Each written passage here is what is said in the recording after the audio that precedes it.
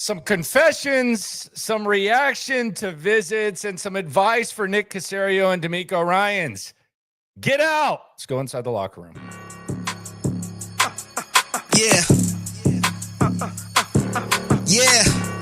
It's the locker room on YouTube. You know what it is. Let's get it. Hey. Locker room. Yeah, we in the locker room.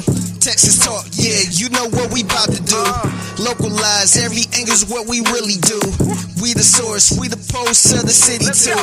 Landlocked. Got the game. 2 weeks, baby. We are 2 weeks away from the NFL draft. What a time to be alive. Never thought we would make it this far. We're still kind of seems like we're a little bit far away, but I didn't even think we would make it this far. It is the locker room, number one source for Texans digital content. I am Landry Locker. You can see me here Monday through Friday, 10:30 p.m. You can also see me, hear me on S&L Monday through Friday at 4 o'clock. I'm so excited that the headphones are falling off. Big announcement involving myself and Cody Stutes, previously mentioned S&L. We will be having a draft party the 26th. It will be at Carbach Brewery, a Houston staple. It'll be in the beer garden.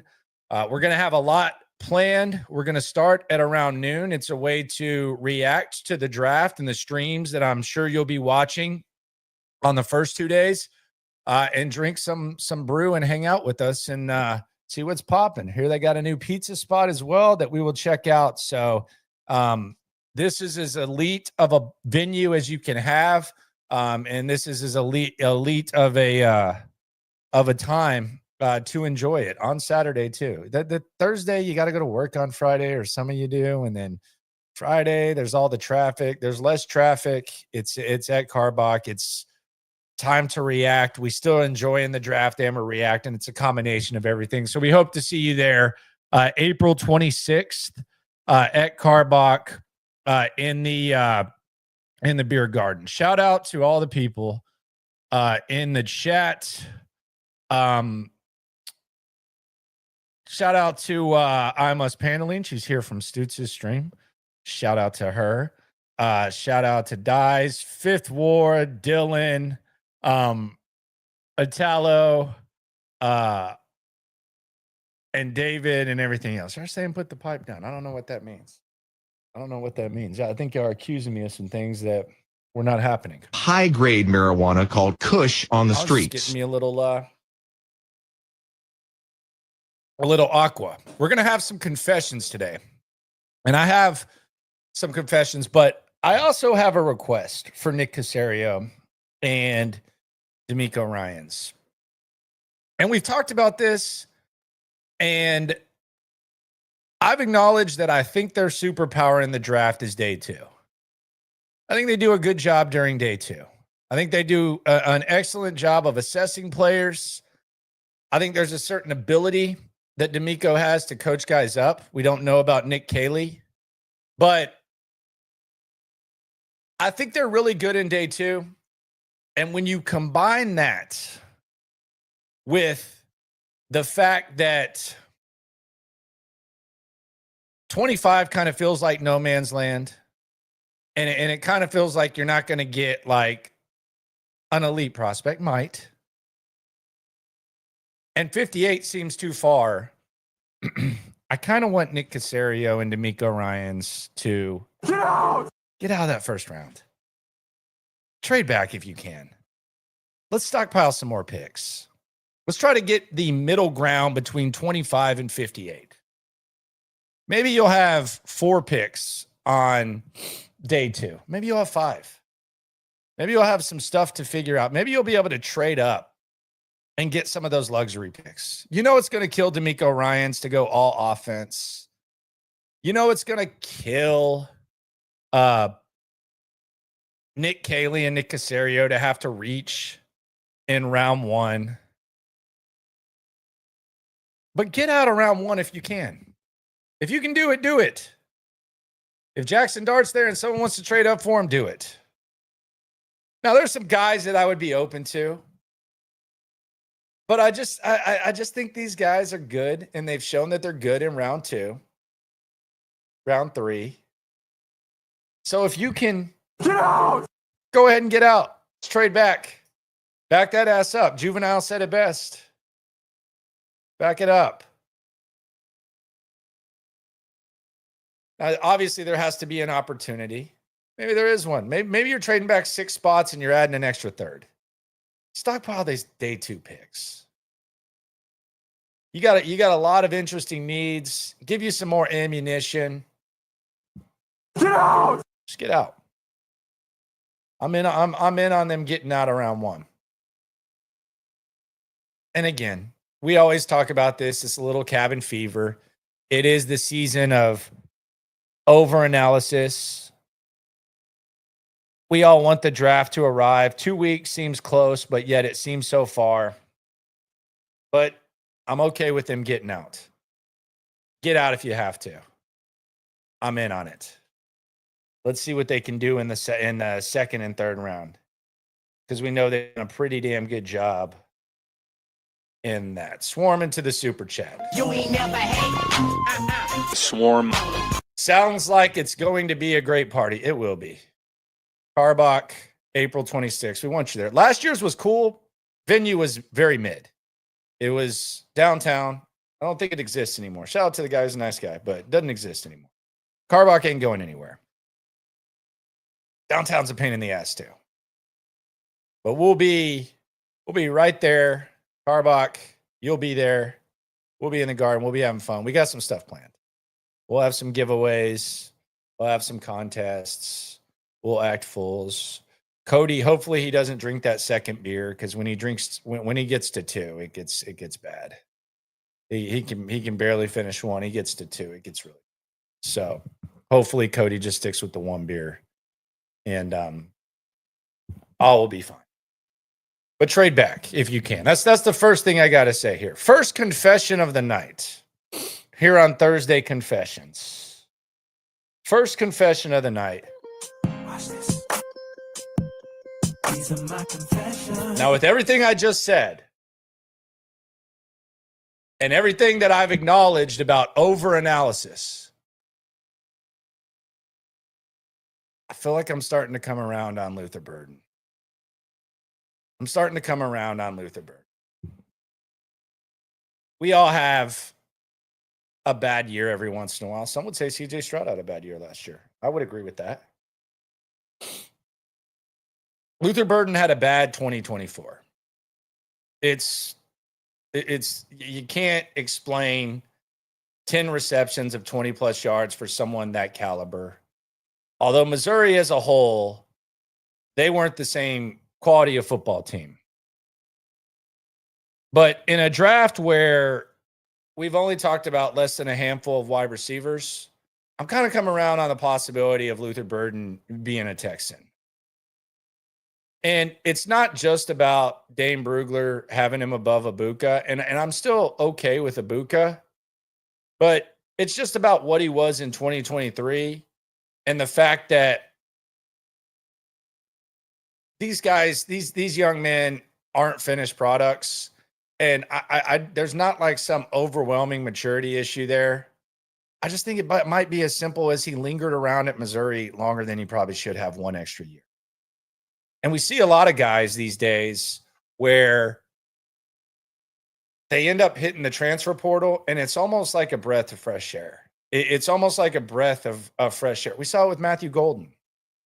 If Matthew Golden doesn't hit the transfer portal and go to Texas, then he's not being talked about as a first-round pick. Probably not.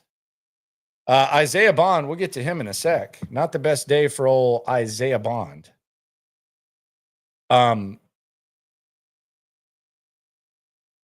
He's going to be a Chief, right? Like Isaiah Bond's a Chief. He's a Kansas City Chief, right? They're going to take him in what, round 4 now, 5? I think he raised up their board 10 spots today. Andy Reid, with the allegations that he has. Which, by the way, he's come out and denied. I don't think the Texans are really going to play with that, but Kansas City, I think he raised up. They might take him in the first now. I kid. Kinda. Don't know what kind of dialogue they're having there, but he might have raised on their board.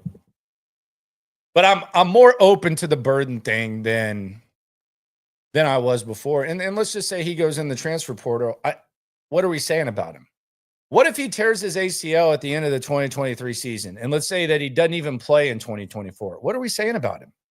Like, it's not like some sort of end-all, be-all injury. Like, can you wipe away what we saw? Like, does what we saw before 2024, does it just get wiped away by 2024? I don't necessarily think so. So, as much as I would like for Nick Caserio and D'Amico Ryans to get out, I'm coming around on the idea of Luther Burden. I'm coming around on the idea of Luther Burden. Ty says he wants Burden over Egbuka. I like Egbuka. Still like Egbuka. For sure. But I'm coming around on Luther Burden, which brings me to my next confession. And I don't know what to make of this one, but there's definitely been a shift. Watch this.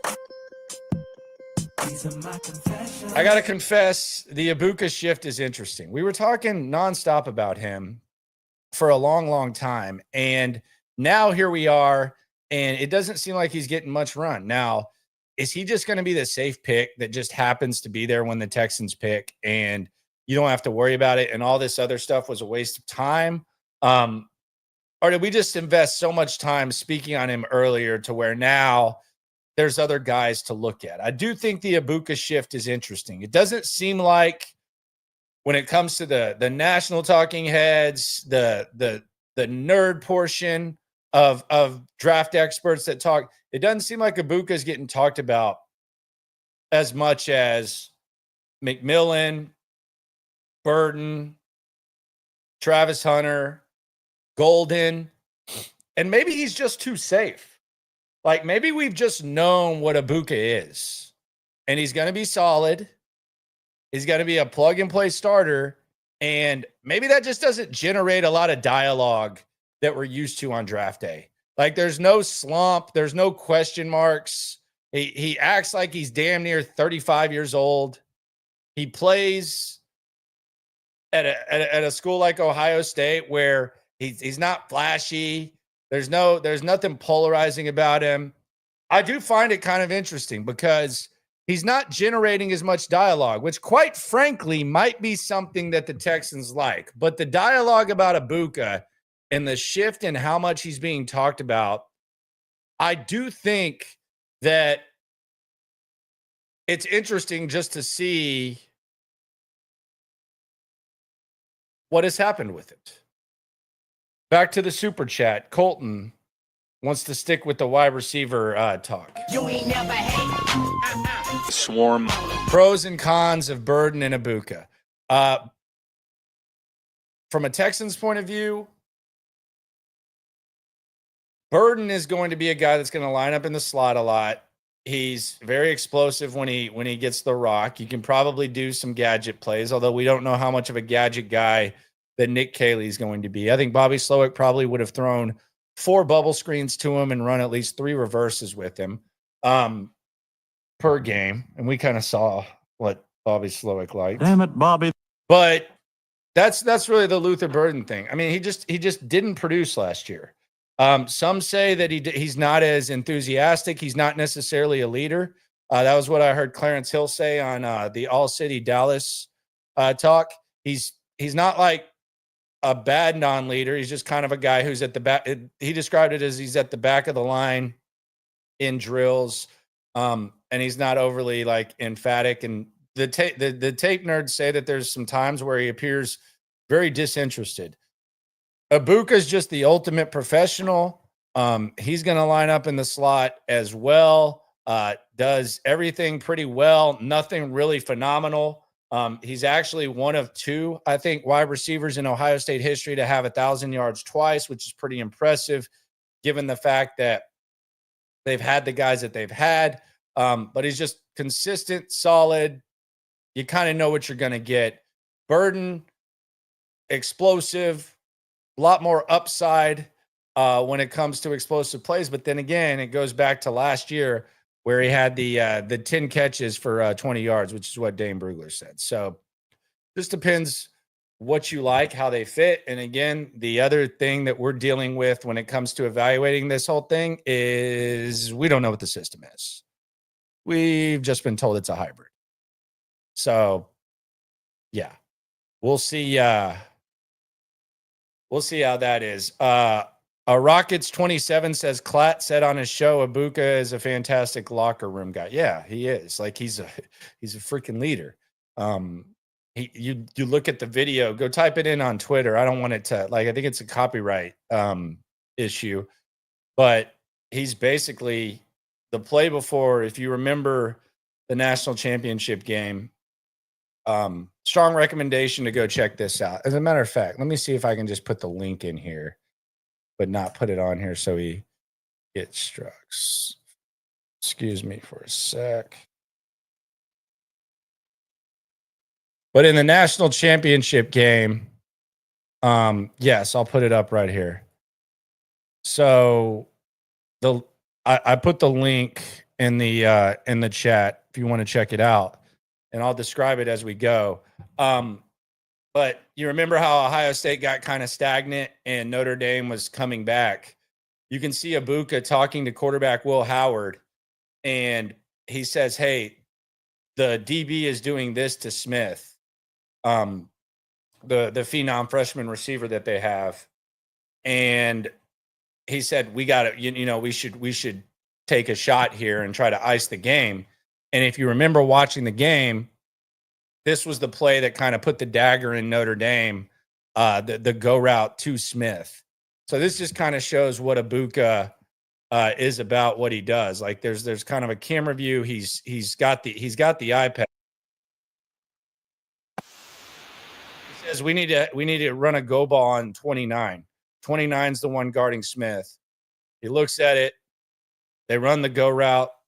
It's on 3rd and 11, by the way, with 2:20 left, and Notre Dame's actually one possession down, and they end up doing that. So that's kind of what Egbuka is. He was handing out Bibles at like midnight at Ohio State. So he's just kind of one of those guys. Like spoiler alert, he's one of the guys that the Texans will absolutely love. But I go back to what I said about Nick Caserio and D'Amico, and if you want to just get out first round, we're good on that. But Egbuka Burden, I can understand what you may or may not like in those guys, but still get out if you so desire. I want to take a look at the offensive prospects, and be sure to like the damn video. I don't know why, but I'm told that people are supposed to like the damn video. So be sure to like the damn video, subscribe, all those types of things.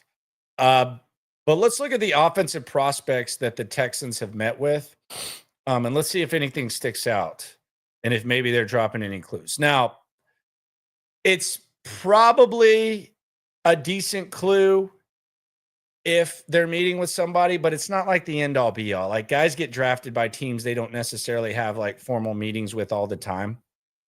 It happens quite often.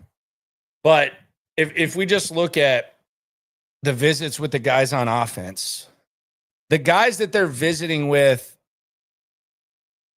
at wide receiver, these are guys that are going to, that a lot of these guys are first 2 rounds guys. You look at Golden, he's going first round. Bond, second or third, maybe, who knows. Egbuka, first round, they're talking about him. And you have Kyle Williams, Washington State, second or third round. I'm not big on Kyle Williams. He's not overly tall. He's not overly big. I guess he's somewhat fast. I'm not in on Kyle Williams. Kind of boring to me. Noel is another slot guy. So that kind of shows that they might be open to the multiple slots as we kind of investigated before. But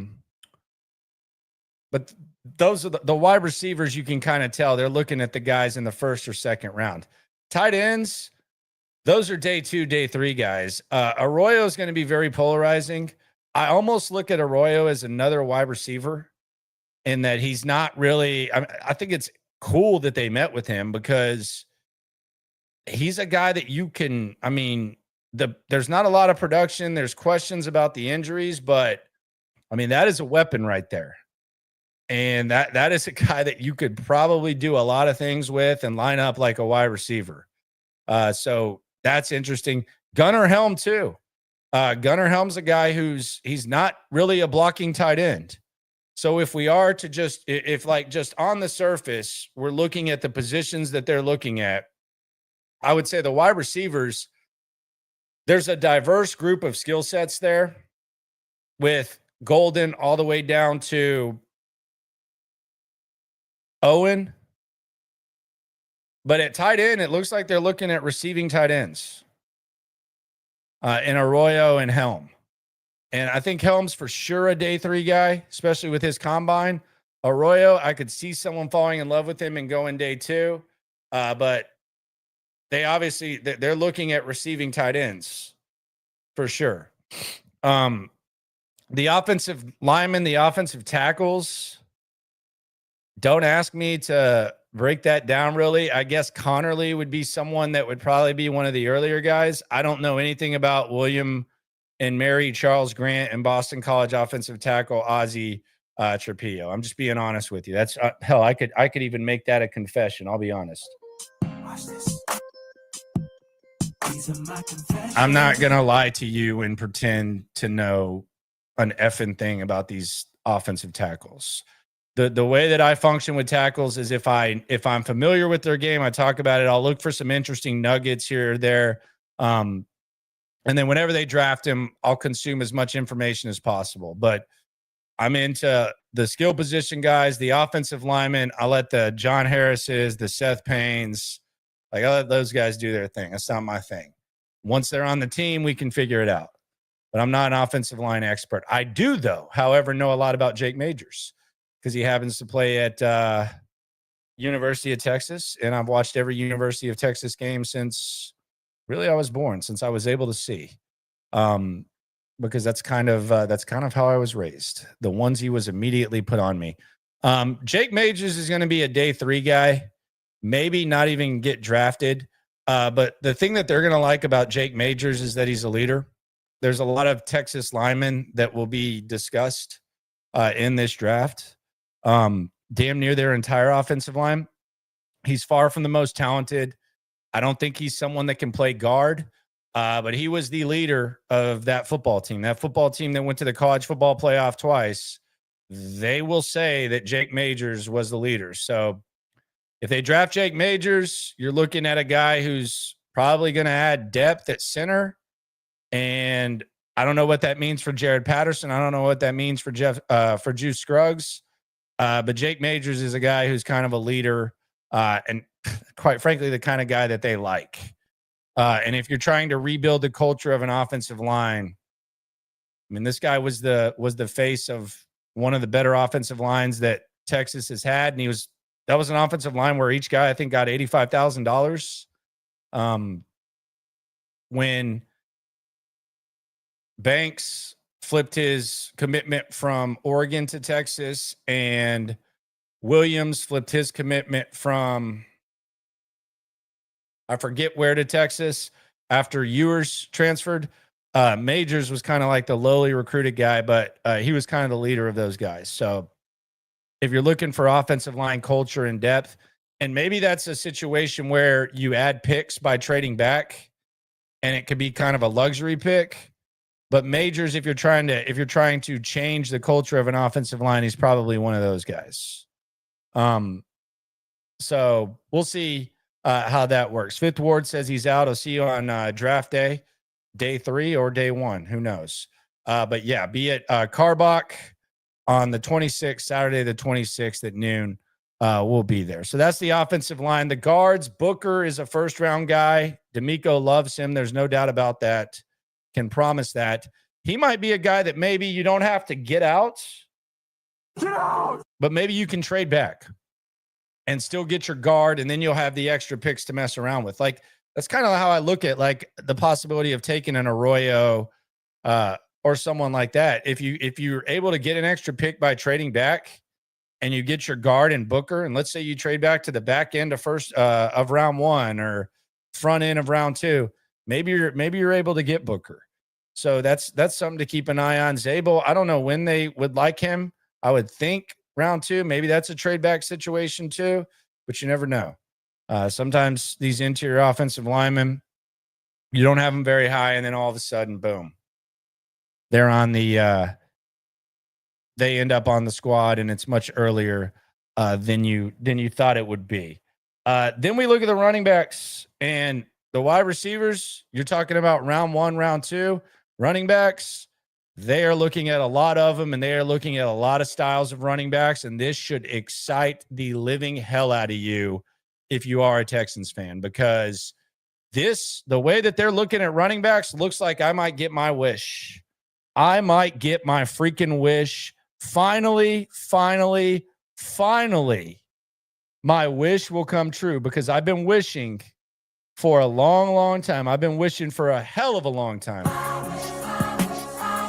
that they would take multiple running backs, and it looks like it's a possibility. D'Amico remembers where he came from in San Francisco. Nick Caley remembers. Nick Caserio remembers when they had multiple running backs with multiple skill sets in New England and with the Rams. I might get it because you look at these guys. You look at what these guys are. You got the traditional backs that might go early, day 1 or 2. Quinson Judkins, who I've become very fond of. Jaquiz Hunter, who Stutz likes more than me. Jaden Blue, who could be a day 3 guy, but one of my favorite Texas players. He's elite in the pass game. If you look at Blue and Arroyo, they add different elements to your pass game. Don't necessarily want him running between the tackles too much, because he does fumble and he does have those small hands. But Jaden Blue, Brashard Smith, same thing. Probably a better runner between the tackles, not as explosive as Blue, but he's one of those guys who's a later running back being taken that adds a receiving element. And then you have the workhorses. We already mentioned Judkins. You have Omarion Hampton and Caleb Johnson. So it looks like they might be going for two running backs, and it brings a tear to my eye and a smile to my face. A big time smile to my face, especially given the fact that my next confession, I'm a big Judkins guy all of a sudden. Watch this. These are my confessions. I like Judkins. He was the workhorse at Ole Miss. He was sharing the backfield at Ohio State. He's smart. He had Yale on his final list. His mother's an attorney. His father's a business guy. Unrealized potential. I'm starting to become a Judkins guy. Now, I think he's a second rounder. And I think a team that misses out on Genty in the top 10, they may be more open to taking Judkins. Like if the Raiders miss out on Genty, Chip Kelly might want to go up there and get Judkins. That is a very strong possibility. But I am in on Judkins. Big Judkins guy here all of a sudden. I like Hampton. I like Judkins. I like Johnson, okay. But if you give me one of those guys and then you pair him with either Blue or Brashard Smith, we're finally getting some playmakers in the backfield. The days of Joe Mixon and then meh would be gone. And it would mean that the Caserio, he finally remembers what it was like in New England with multiple running backs, and D'Amico Ryans, who was this far away from me, 20 feet at his opening press conference. And he said, yeah, we drafted Elijah Mitchell, even though we had running backs, because we like to use multiple running backs and get running backs in space. He might actually be finally, and I know the resources are higher, but he might actually be practicing what he preached on day 1. Sign me up for that. If they're going to get the multiple backs, you're going to see me at Carbach on the 26th. I'm going to be a happy guy. Because I think they've neglected the depth of the running back position for far too damn long. It is the Locker Room, #1 source for Texans digital content. Appreciate everyone for rolling through. We'll get to the defensive guys in a sec. First, though, let's swarm the super chat again. You ain't never hate. Swarm. Mab Squad 19-14. Any ideas of who he could trade down with? I think there's a lot of possibilities. I think what you want to look at is Jackson Dart available? Is Jackson Dart going to be someone that someone wants to trade up for? Now, the problem with that is you do have Minnesota at 24. And as we've mentioned, they only have 4 picks. So Minnesota is going to be wanting to trade down. So it's going to be tough. Teams like Kansas City, teams like Buffalo, they're always willing to trade up. Now, you might say, why would you trade with them? I don't know. Buffalo traded with Kansas City last year. Now, I don't know if they're too happy about that because the Chiefs ended up getting Xavier Worthy. But they did trade back with them. So that might be something to keep an eye on. I think you can keep an eye on that. Does one of the DBs fall? Is it offensive lineman? I don't know. Typically, it's the quarterback if you want to get a ton. But the trade back. And the other thing would be, are any of these receivers available? Because they might just say, hey, we'll take the receiver and that's a wrap. So keep an eye on that when it comes to the trade back. But I'm definitely okay with it if they do that. As a matter of fact, almost encouraging the Texans to do that. Now let's talk about the guys on the defense because we know DeMeco Ryans is a defensive coach. We've taken in kind of the hints of what they like on offense or who they visited with. Let's look at the defense. Good old DeMeco without the O. Will he be able to help himself early on in the draft? Let's try to follow the clues of the defensive guys. Now, you look at these guys, and none of these guys that they're visiting with are really first-round guys. It doesn't there's not anything like overwhelming. The linebackers are damn near day 3 guys.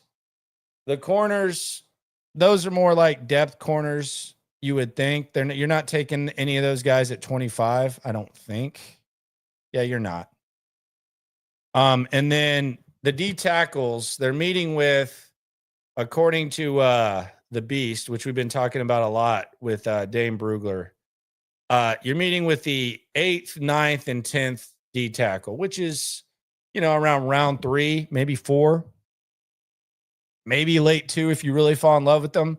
But you're meeting with guys like kind of on the fringe of the top 10 at defensive tackle in TJ Sanders, Alfred Collins, and Joshua Farmer out of Florida State. So nothing too crazy. The edge guys, neither of these guys are in the top 10. None of these guys are in the top 10. So it doesn't, just based on the guys that they're visiting with, it doesn't feel like DeMeco Ryans is foaming out the mouth to get defensive guys. So I guess that's pretty good news. The edge guys are kind of interesting because they're different types of skill sets. If you look at Scorton out of A&M, you remember back in the day when the Texans took Okoye and he was like a teenager and everybody made a big deal about it. Scorton's actually one of the youngest guys in the draft. He's only 20 years old. And he's a little bit raw. Probably needs a little bit of work, but the one thing that they say that he has is he likes to give a lot of effort, which is something that DeMeco Ryans really, really appreciates. So keep an eye on Scorton in 3 down, like round 3 down. I think he'll probably get to day 3. Probably. I think they said he has to lose 20 pounds from what he was last year.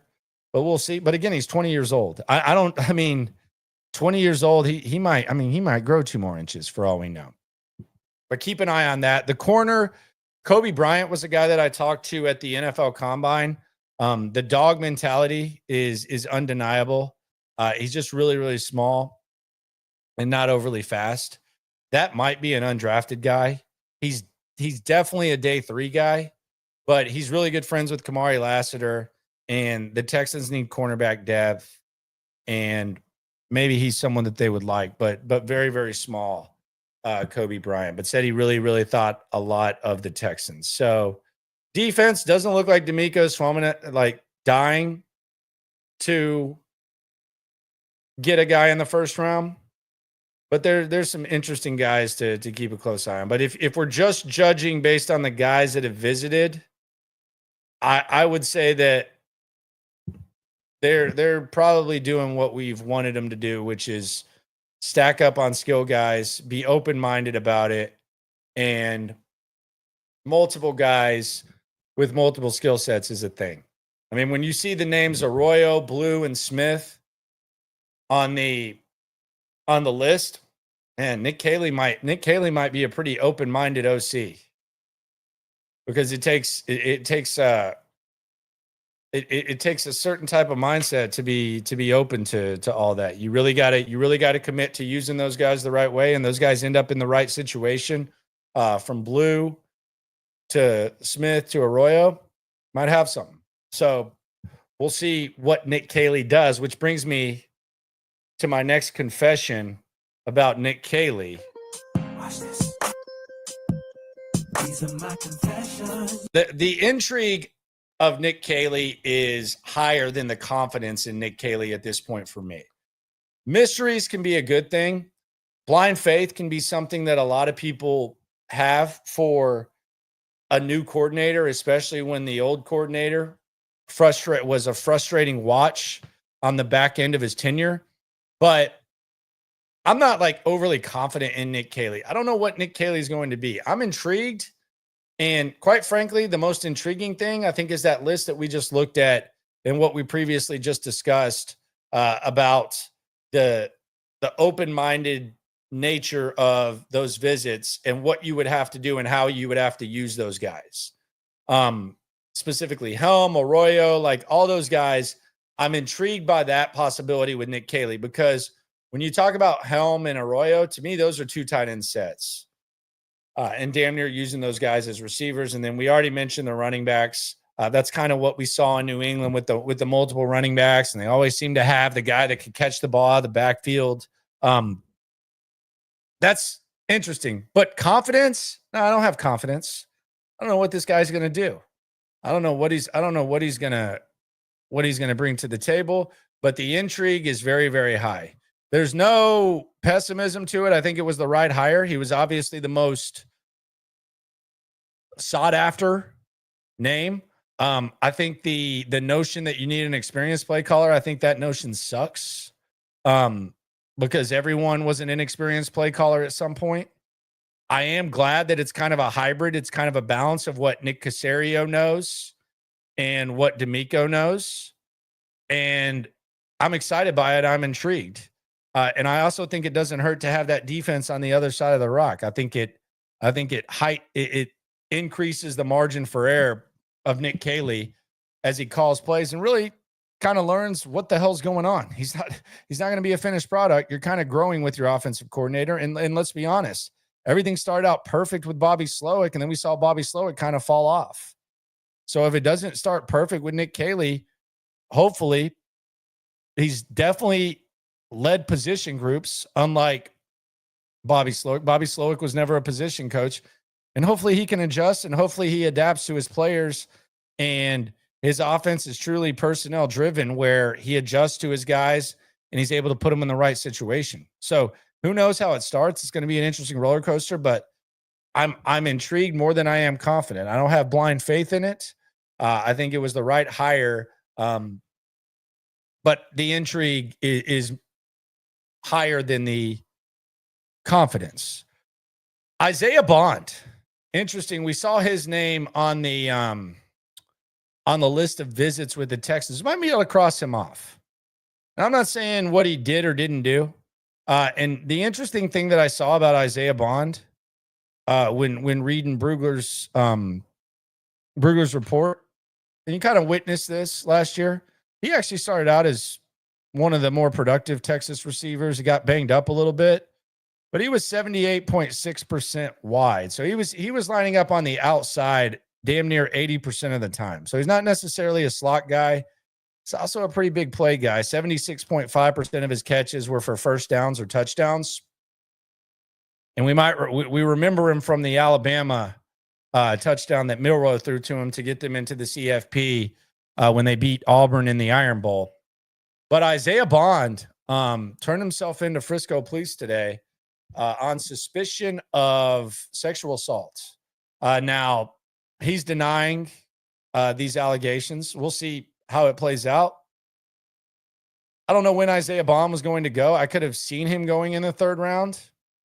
I don't think this damn sure doesn't help his draft stock unless you're the Kansas City Chiefs. They might take him at the end of round 1 now. But I think you can perhaps like cross him off the list for the Texans. I'm not saying they're as choir boy as they used to be, but I mean, this is not something that they want to play with at this point. Like they survived the Deshaun Watson thing. They ended up making one of the best trades in NFL history with that, despite being kind of limited. Cal and Hannah and Caserio and D'Amico, they're not looking for like 100% choir boys. I think that's a direct quote from Nick Caserio, actually. But I think you can cross him off the list when it comes to the Texans. And that's not to say he did or didn't do anything. It's just, it's when you're talking about a guy who's kind of like a middle prospect, you're not necessarily going to roll the dice on something like this. We'll let the process play out. Not going to make any assumptions, but man, what terrible timing for Isaiah Bond with this whole thing. What absolute terrible timing for him. Not great. So I think we can definitely cross him off the list for the Texans. So bye-bye Isaiah Bond. I would be absolutely shocked if they went in that direction. So that's kind of where that is. Reminder, the S&L draft party, April 26th at Carbach Brewery in the Beer Garden. Biergarten. I spelled it Beer Garden. I'm gonna stick to the pronunciation. We'll go phonics here. But that's where it's gonna be. Pizza place right there. Big ass TVs with the sound and some of the best brew in town. And I'm not one of these guys that just sits here and pretends that everywhere I go is like one of the best places. You can kind of read between the lines on me. Like, I'm not going to hoe out and like say that a place is the best place if I don't know if that's like smart business, but it's hard for me. I can't sell. I couldn't sell a jacket to an Eskimo because I would be wondering if the jacket was good or not. I'm not good at that, but I can tell you this. I drink the hell out of some Carbach beer. Hopadillo Hazy IPA, Love Street. The seltzer you can kind of get down with. Crawford Bach, very solid. All the seasonals, the variety packs, all that. And it's even better when it's draft. Let's just be honest. Like, you like the cans, but when it's draft, it's so much better. You're outdoors, you're watching. This is the perfect, like, if you told me that there could be 3 venues where we're going to have a draft party, this is up there. This is right up there. So we want you there. We want you to come through and hang out. Day 3 of the NFL draft, noon at Carbach Brewery in the Beer Garden. Myself, Cody Stutz, we'll have all types of stuff. We'll probably do live reaction at the conclusion, but this is really just about mingling with the community and just talking pigskin, which is what we like to do. That's why we do this. We love it. And oh, by the way, the draft's still going to be going on. So it's the best of both worlds. We're reacting to day 1, day 2 with what went on, and it's amazing. You'll get to meet other fans, and hopefully we pack the place up. Last year, I think we had like 50 people at the other spot. I think this is going to be way bigger, and it's going to be a fun time. So you go in Stutz's chat and just say Landry sent me. First people that say Landry sent me to Cody, he's buying your beers. So the first 5 people that do that, Cody's got your beers. He's got you covered. 5 beers on Cody. Just tell Cody 5 beers on Cody, and he has to buy your first brew. So there it is. Love Street does go hard. You rotate between the Carbach, the flights, all that. So yeah, come on through. Let's get it. On Saturday the 26th at Carbach. At noon. Todd the Show asking about Jimmy Ward. Jimmy Ward from Colorado is probably available later rounds, and he's legit. He's small. He's kind of a gadget guy. He might not get drafted. It's possible. The problem is, man, like, you're going to have to be creative. Now, Nick Caley is showing with these visits that he does seem open to guys that you have to be creative with. But Jimmy Horn is very small. He is very small. And he'll probably be there in the 6th or 7th, whatever. I remember watching his pops play. I was a big fan of his game, but they're nowhere the same. I had him in a mock draft the other day, but we'll see. He's a tough prospect to figure out. And maybe the return game will help him. I just don't know. The kickoff return's kind of jacked up now because it's not the same in the NFL and college. So it's kind of hard to envision, but I would imagine that they would look at him as a special teams guy. And the problem with the Texans is, as far as a fit, is that you have Berrios, who they seem to like in the return game. And he's probably a little bit more of a solid receiver. So who knows? Might be worth kicking the tires on. Keep an eye on him. I will say this, though. If you get a Blue or a Smith out of SMU in Texas at running back, I don't know that you necessarily need a Jimmy Horn, but who the hell knows? Nick Caley might like those gadget guys. For sure. Nah, Cody's showing up. Nah, he's going to buy the first 5 beers. Just say first brew on Cody. He's got you. First 5. He's good. Not first 5 for you. 5 total. So yeah, I'm not getting in his pockets too much, but yeah, he'll be happy to do that. He's got you. The other Colorado receiver comes out. You're talking about Wester. Wester's not going high either. Wester's going day 3. He's a tough one. He's one of the more productive receivers in FCS history. He's just not overly fast, not like overly physically imposing. I did think he had one of the best quotes at the combine. It was, "You don't have to be the man to be the man," which was kind of like a confidence thing. I thought that was cool. That was a cool quote by him. You know, you can still have confidence and not be the man. But I think I don't know that both these guys get drafted, quite frankly. But between Horn and Wester, I could see both of them available on the back end. The Wester story was interesting because I guess he had bad grades at Colorado for a semester, and Deion Sanders actually took away his number 1. And he said that you can't wear number 1 and not be the man, and you can't be the man without having good grades and paying attention in the classroom or whatever. So Deion Sanders took away his number 1. And then I guess the semester after or whenever that Deion took it away, I guess he had A's and B's, something like that, like a 3.0 or whatever. And Deion gave his number 1 back. So a little bit of Coach Prime background there for you. So kind of some tough love from good old Coach Prime, for sure. Next confession, and this is my final confession. And this is an every draft type of vibe, but I just got to tell you. Watch this. These are my confessions. I'm sick of O-line guy already in this draft process. And I'm really tired of offensive line guy. Running backs can make the offensive line look better. Better coaching can make the offensive line better. There's always offensive line guy where if you do a mock draft, even if the mock draft is clearly like with a certain goal, it's, well, we need O-line. We need O-line. We need O-line. O-line guy never has a name. Have you noticed that? Like, wide receiver guy has a name. There's people saying, hey, you got to take Burden. You got to take Egbuka. Hey, if Golden is there, you should trade up and get Golden. Tight ends, there's names. O-line guy never has a name. And it's always that you have to draft this offensive line in the first or the second rounds. I'm tired of O-line guy.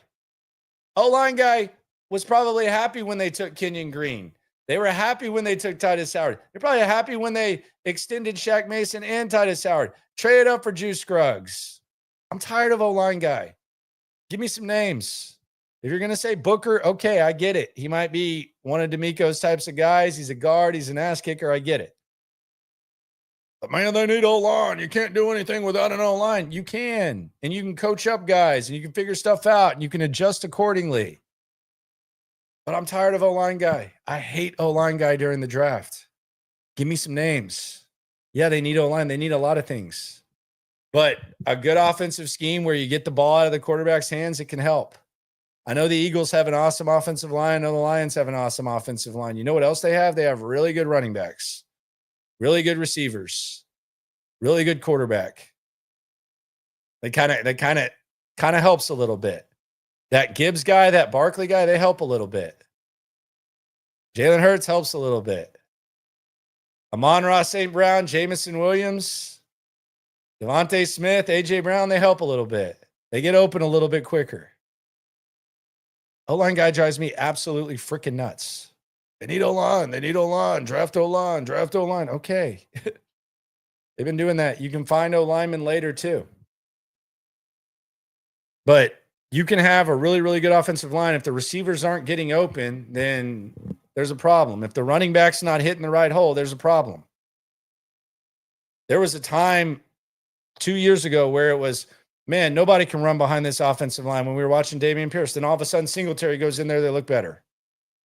Offensive line looked a little bit better run blocking when Joe Mixon was there. They sucked. The offensive line sucked last year. Everybody knows that. But let's just figure out the offensive line thing. Cody is not offensive line guy. He has names. Cody likes offensive linemen, but he likes names. I give him a hard time about that too, but he's not just saying, got to draft the offensive line.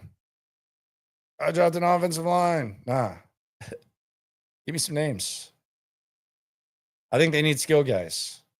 And they need to coach the offensive line better, and the scheme needs to be better, and they need to figure that out. But as far as this O-line guy, drive me freaking nuts every year. Every year you drive me nuts.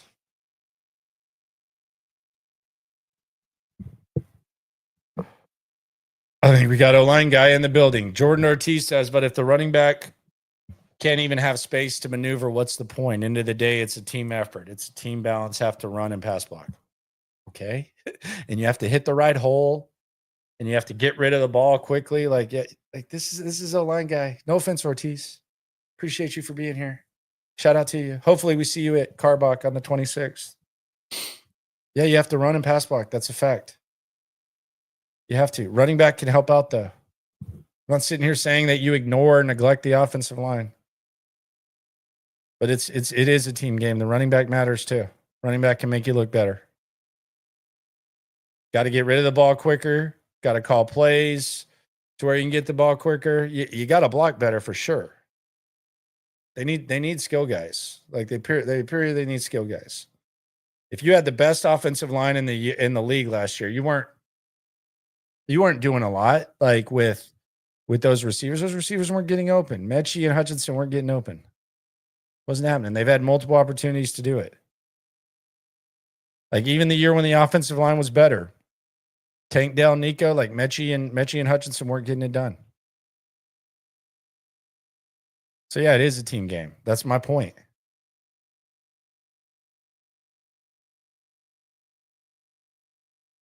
But yeah, obviously they need to run and pass block.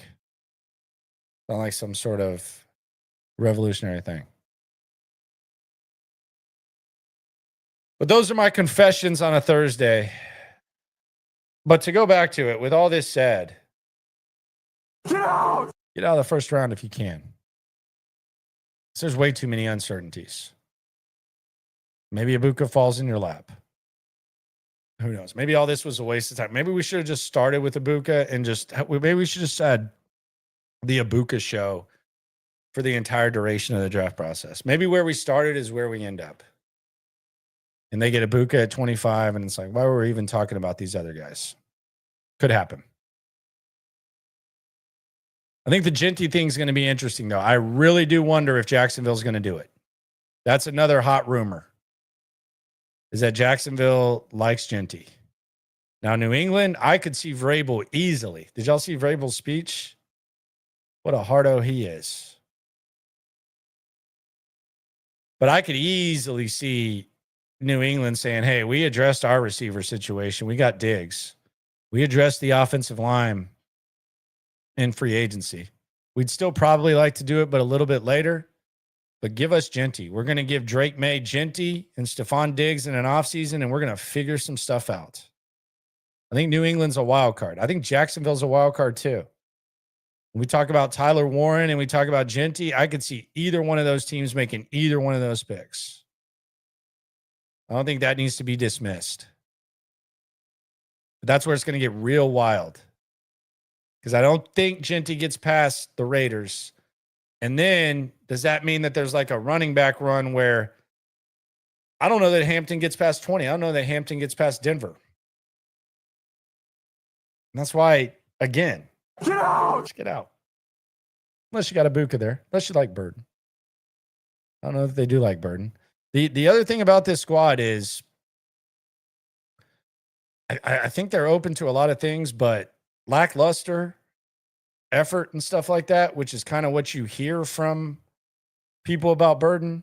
You can grow out of it, but I don't know if it's something they're gonna really look into.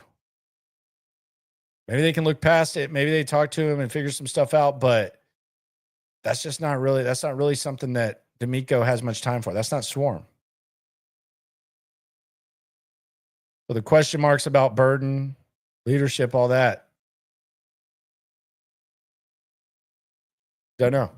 They seem open to a lot of different types of receivers. Egbuka is like Egbuka and Booker. If we're just talking Swarm, if we're just talking Swarm mindset, those are the two guys.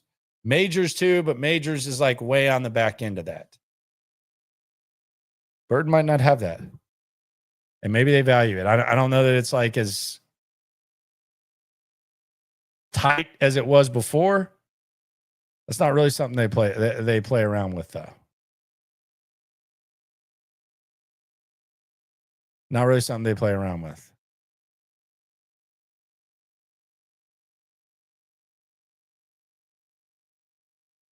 But we'll see how it goes.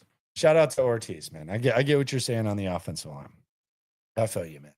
I didn't mean to. I'm not trying to throw you under the bus or anything like that. Shout out to you, my friend.